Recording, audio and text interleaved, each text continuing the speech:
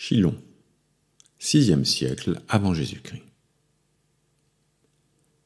La prévoyance de l'avenir, dans la mesure où il peut être l'objet de la raison, est la vertu qui distingue le plus l'homme.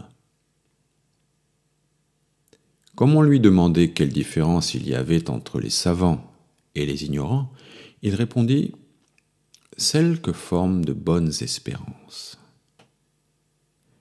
Interrogé sur ce qu'il y avait de plus difficile, il répondit « de garder un secret, de bien employer son temps et de supporter une injustice ».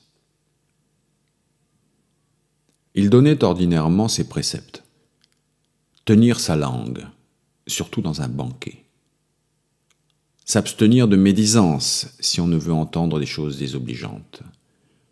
Ne menacer personne, car cela n'appartient qu'aux femmes. Se déplacer plus rapidement pour l'infortune de ses amis que pour leur succès. Se marier en toute simplicité.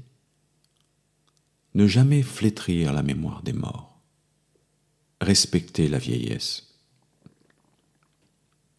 Savoir se défier de soi-même.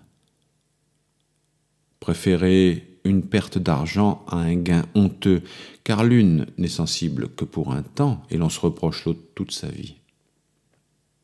Ne pas rire des malheurs d'autrui. Quand on est fort, être doux, afin qu'on fasse naître plus de respect que de crainte. Savoir gouverner sa maison.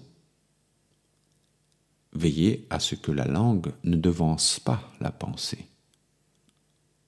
Vaincre la colère. Ne pas rejeter la divination, ne pas désirer l'impossible. Ne pas marcher avec précipitation. Ne pas gesticuler des mains en parlant, c'est une marque de peu d'esprit. Obéir aux lois.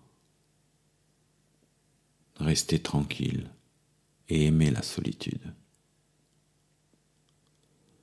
Comme les pierres de touche servent à éprouver l'or et en font connaître la bonté, pareillement l'or répandu parmi les hommes fait connaître le caractère des bons et des méchants.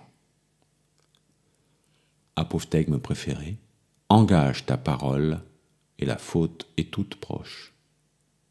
Diogène Laërce, Vie et doctrine des philosophes illustres, Chilon, chapitre 1, 68 à 73.